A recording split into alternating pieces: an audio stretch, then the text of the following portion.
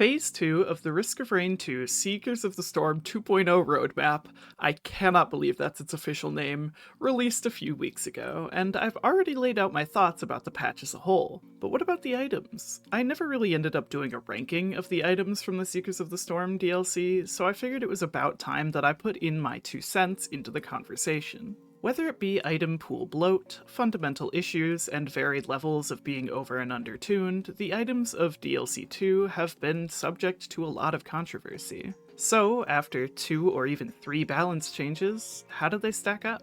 I will be approaching this ranking on 2 different scales. The first is going to be a simple numbered ranking of the items compared to the others in this video, and the second is a general tier list of how useful they are in the game as a whole. A quick reminder that my opinion is not the be-all end-all, and I am absolutely open to criticism in the comments below. All I ask is that we stay civilized and rational while we do it. Without further ado though, let's get into the video. As in any ranking, someone has to be last. So which item is bad enough to earn this prestigious ranking?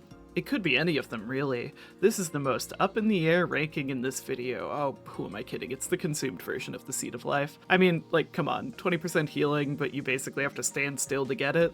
Yeah, this item kind of sucks, but that's okay. You can only get it by losing another item, and it's the only item in the game that acts this way, so honestly I feel its uniqueness compensates for its actual use. That isn't going to change its ranking though, so it's last and also D tier on this list. Okay, but what's like the real last place on this ranking? Well, that, in my opinion, would go to the newly nerfed version of the Bolstering Lantern. I don't hate this item, but I also don't think this nerf was the right way to go about it. The entire point of the Bolstering Lantern was to have an item with a higher attack speed cap compared to the Soldier's Syringe, with the trade-off of being something you have to earn. I definitely agree that it needed a nerf, but they really shouldn't have gone about it by reducing the attack speed you actually get from this item. This isn't the point of the video, but if I were to change this item, I simply would have removed the stacking range aspect. Make it so that you actually have to get close to the enemies to get the buff. If the Focus Crystal needs this, then so should the Bolstering Lantern.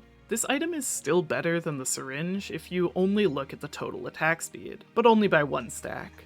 11 syringes and 10 Bolstering Lanterns would give you the same amount of attack speed, but you still have to earn this buff, which for most characters isn't safe or necessary. This item isn't terrible, and it being at the bottom of the ranking doesn't mean it's awful. It's just so mediocre now, and for that, I won't be putting it above C tier. Next up, we have the Unstable Transmitter. This item is an objectively better version of the Power Elixir, but it has fallen from glory a little bit. As for overall ranking, defensive items will almost always be considered, at least to me, to be less worth it than damage items in most regards. This item is very useful, but the fact that it only activates if you are playing poorly makes it a bit situational. It's honestly hard to have a concrete opinion about this item, as I either get pretty decent use out of it or it never activates, which is usually the case. I think this item still struggles with a massive identity crisis, so I highly doubt this is going to be its final change. All this said, it isn't terrible and can help you when you need it,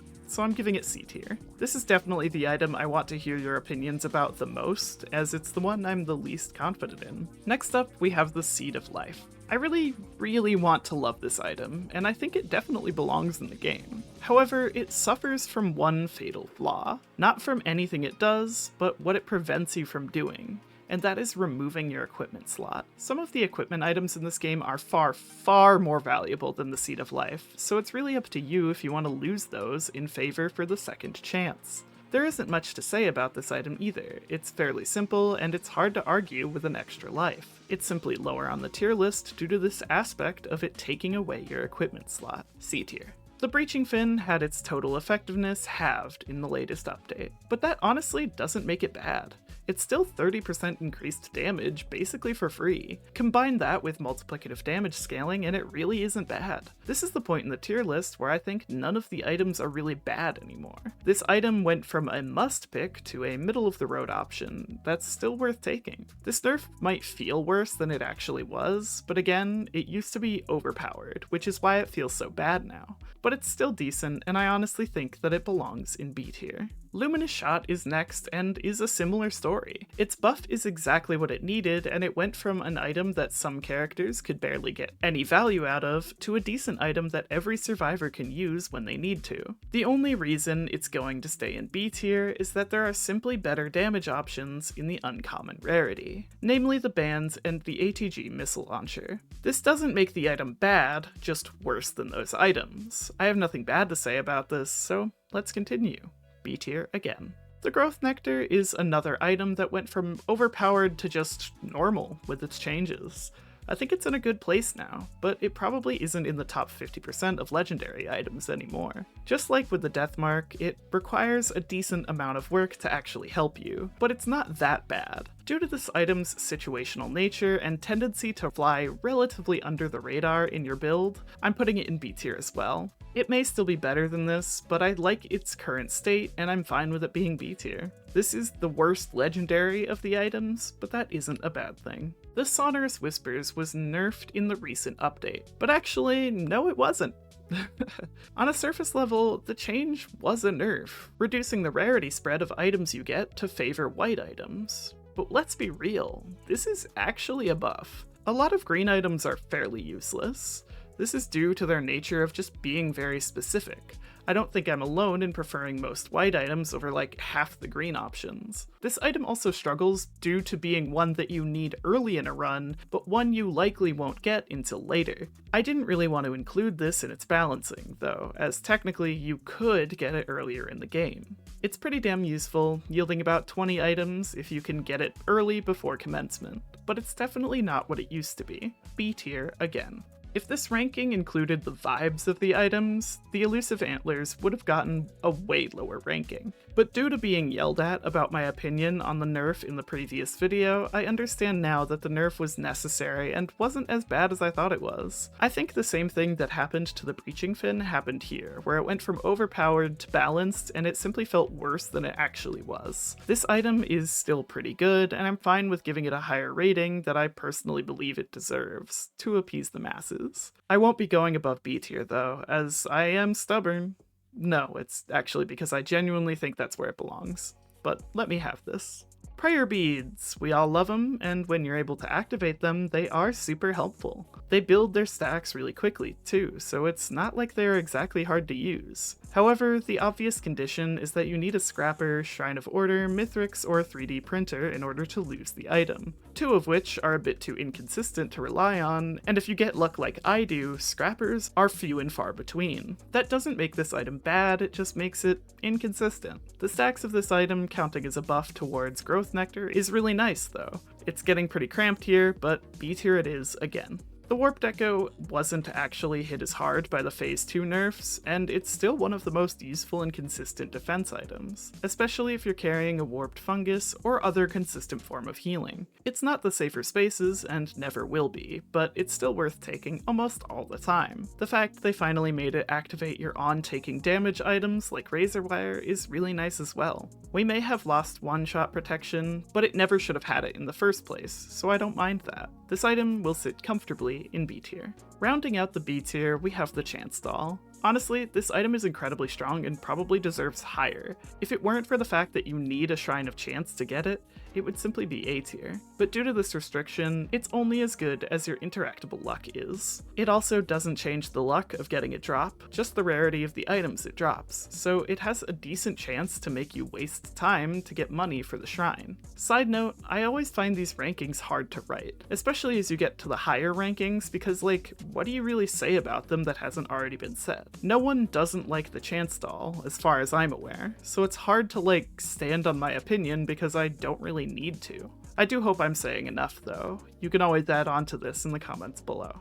Anyways, let us continue to the A tier of items. Our first reluctant placement in the A tier is the Chronic Expansion. The Chronic Expansion is like that one celebrity that you always feel didn't earn their fame. Its power is undeniable and it's very useful for your overall run. I can't deny this, but that doesn't stop the item from being so damn boring. Fine, I'll put it in A tier because that's where it belongs, but I'm not happy about it. At least they had the decency to try and change the sound that they thought we'd like. but I think we all know that the beeping isn't necessary, no matter the volume. I'd honestly like this item if it didn't have this hand-holdy warning. As far as I'm aware, most items in this game that give you buffs don't warn you ahead of time, and I think it would be more fun to teach the players to learn the timing instead of giving them this audible alert. I'll compare this to the bans. Good players know to keep track of the cooldown to use their highest damage abilities to maximize their value. The Chronic expansion could be the same way, rewarding players for keeping track of it and raising its skill ceiling just a little bit. None of this matters towards its ranking though, just my personal thoughts. Fifth place here is a pretty divisive one. The electric boomerang, in my opinion, is way stronger than people give it credit for. Yeah, there's no Somerang combo anymore, but this item is still proc heaven. If you're on a survivor like Commando, Multi, or Captain, you're going to see a ton of use out of this. As for the other survivors, it isn't that bad either. Its damage is also incredibly high as your attack speed rises. I genuinely believe that this item is one of the best in the game, and I feel like it's underappreciated. Let me know your thoughts about this. Maybe it's not as divisive of a placement as I think it is, but I always go into these videos thinking that everyone will disagree with me. So validate my anxiety or something like that. I am genuinely shocked that the Noxious Thorn was not on the list of items changed in the Phase 2 update. This item is insane, and I've made 2 videos about it already because it's really just that good. And it's fun to use, so, there's that. This item was also the best change from its original version as well, and I'm honestly really happy that we are able to keep such a strong item without it being nerfed back to mediocrity. Crossing my fingers while saying this though. This item is at the top of A tier for sure. It's powerful, fun to use, and not that hard to get value out of like you may expect. Bronze medal is going to the newly, slightly nerfed version of the War Bonds. This item is still incredibly strong, even after losing its proc coefficient, and makes the first phase of the False Sun fight as well as most normal teleporter fights basically free, and honestly, I love it for that. It's definitely overtuned, but that's okay. I like that we can still have some very strong items. If they added the Sentient Meat Hook or 57-leaf Clover today, I worry that the same conversation of them being overtuned would come up just due to people's perception of Gearbox. Oh, they're overcompensating, or whatever people have to say. It's goofy, and in my opinion, it's totally okay that we have a very strong item. It's a legendary anyways. S tier. Sailstar, yeah. Sailstar, wow. This is the same thing I was talking about earlier. Who doesn't like the Sailstar? It's insanely useful and balanced perfectly well. This item is amazing to have and literally game-changing no matter when you get it in a run. But who's first place? That, in my humble, honest, sexy opinion, is the Runic Lens. This is the same story as the Noxious Thorn, where I am simply shocked that it was not one of the items subject to change. It's a lot of fun to use, and procs all the goddamn time. It can hit airborne enemies, and is really reliable overall. The Sailstar might have more overall value, but when it comes to pure impact on your run, the Runic Lens has carried me in every run I've gotten it in. And that's it. Did you disagree with my rankings? Did you agree? Let me know all your thoughts down below, and while you're down there, you should subscribe. Thank you all for 17,000 subscribers. I know my Risk of Rain 2 videos are slowly falling behind as the analyses do better, but I still enjoy making them. Thank you for watching, and thank you to our members for supporting the channel like they do. Anyways, that's all from me. I'll see you in the next one. Bye-bye.